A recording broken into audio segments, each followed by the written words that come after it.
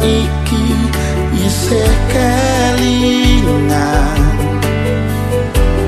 kowe sing tak anti-anti bebrayan tekaning pati jebule mblenjani janji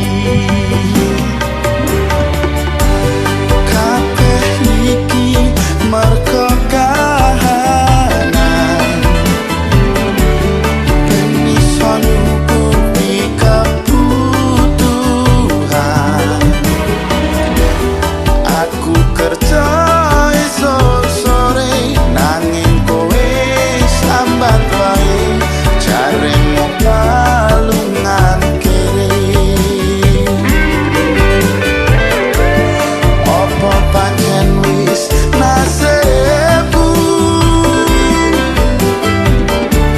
kudu pisahan karo sliramu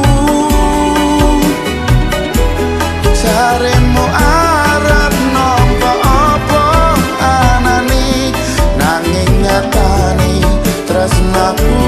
mbok sepeleke kudune kowe ngerteni kabeh mung titipane Gusti senajan atiku wis bubrah kandeling ning ibadah Gusti sing paringi